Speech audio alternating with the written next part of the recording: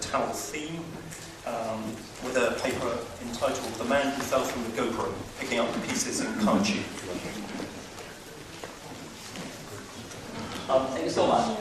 Let me say before I start that it's a great honor for me to speak after my respected colleague, who has done such wonderful work on Tamil Jaina inscriptions. And I would practically just starting work on Tamil Jainism. I'd be very humbled to speak after you.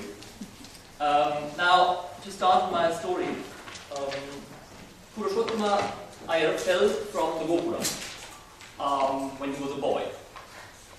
His sister Kanchi says that he used to have epileptic fits, and that Purushottama, when he touched the ground, landed on his head, which is why he does not react when people speak to him, does not speak himself except in interjections, eats only a couple of morsels a day, and performs the Nitya Puja at the Trailokyanatha temple in at Gopuram, which we are supposed to see here.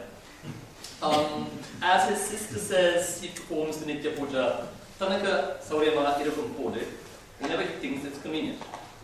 But Kanchi herself does not hear well and told me these things shouting at the top of her voice.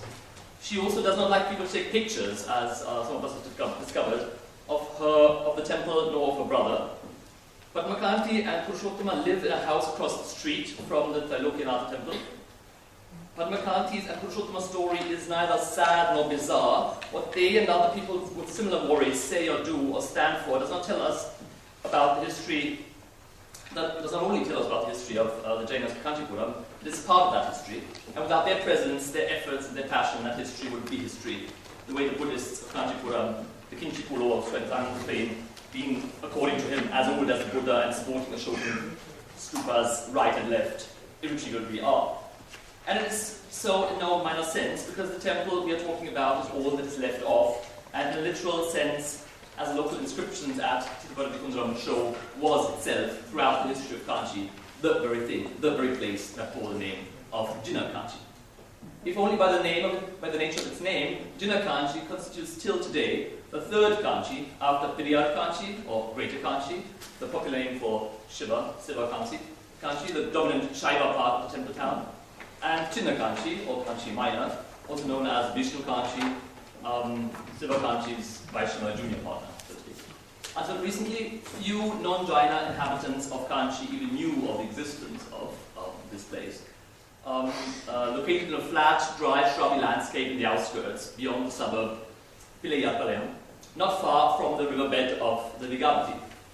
This has changed considerably since the construction and reconsecration of the temple in November 2006. The connected, even if limited, media interest and a handful of street signs dating from that period. Among locals, the place is better known by its proper name, Tirupati. The complex, which has been brilliantly described by T.N. Ramachandran, consists of two temples, the larger Trailokyanatha Kovil and the smaller Chandapabha Kovil.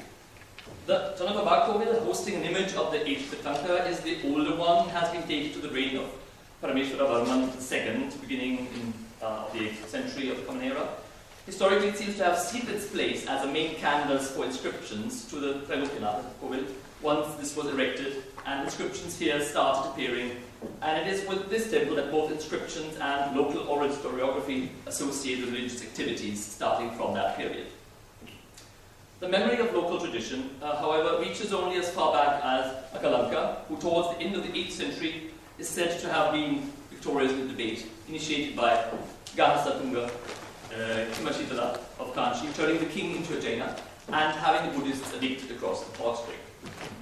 There is a gap of about 400 years until the apparition of the first inscription at the Trailokyanatha temple, dating 1199, and mentioning an otherwise not identified teacher in residence called Chandrakirti as the reason for land grant to the temple of 20 beams.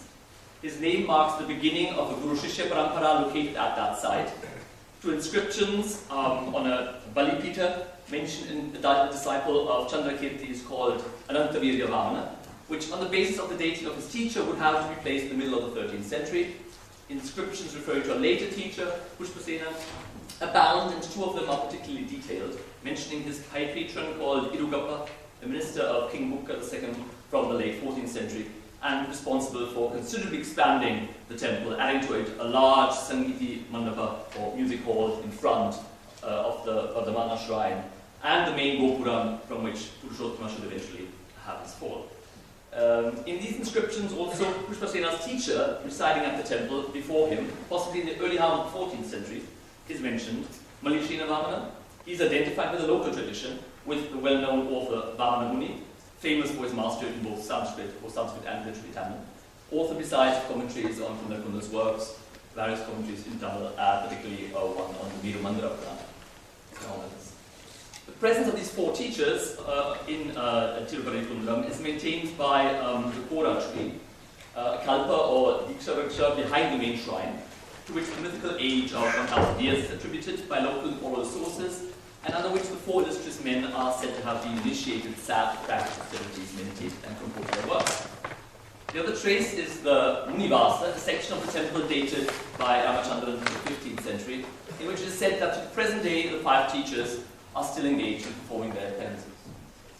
The Vardhamana image, now housed in the Munivasa, reportedly is the one which, for an unknown period until 1906, was worshipped in the central shrine of the temple until the discovery of a crack in its stone body what disqualified it for ritual practice. A major consecration ceremony, the Kumbhabhisheka, was performed in 1906 by Purushottama's grandfather, who was the Archaka or Dharmakarta of the temple at that time, and the present wooden image was put in place. According to Purushottama's sister, they are the seventh generation of caretakers in their family, with their father Dharmakirti Iyer, who performed the Nitya Puja for a monthly fee of 20 rupees given by Kanchi donors, having passed away in 1986, which would take the beginning of the current role of this family in the temple's affairs back to roughly the 1830s. Jaina Kanchi being listed as one of the four seats of learning, Vidyasthanas or Chatusinghasanas by the Karnataka Digambaras, makes it a fixed destination on pilgrimage routes. And Padmakanti recounts the regular aratis and abhishekas performed by her father during visits of Jainas from North India, particularly Gujarat, whose photos and memorabilia adorn the temple's urban mandapa. During her father's time, the 600 acres of land still comprising the temple estate were handed over to a trust, and then about 10 years ago passed into the hands of the governmental hands, which are merely the yield of 1 acre left in the hands of Padmakanti's family. She also points out that until the time of her grandfather, her house had been a school for Jaina children, in which Jaina teachers would reside on invitation of her grandfather and teach to the already then dwindling classes. Narratives of decay and danger mark Padmakanti's testimony, which range from the encroachment of settlements onto former temple land, via the more general malaise of rising numbers of marriages of poor Kanchipuram Jains, spelled Digambaras, to rich Chennai Marwaris, spelled Shvetambaras, to an elaborate conspiracy about trying to wrest control over the temples from her and her brother's rightful care. Stories similar to the ones we heard from Peter. More subtle and complex are the fears expressed by Padmakanti's resistance to taking pictures of certain parts of the temple, quote unquote, even if you are a Jain, as she says, which points to the larger issue she raises about making the temple known and precarious safety of secrecy. When Anwar, a friend of mine, a scholar from Chennai, came in 2005 with a written authorization from the Archaeological Survey, and after much wrangling let Padmakanti speak to the officer on his mobile, she finally gave up in silent despair and mumbled she had done all that was in her power, but now the images of the temple host would not go on to be saved.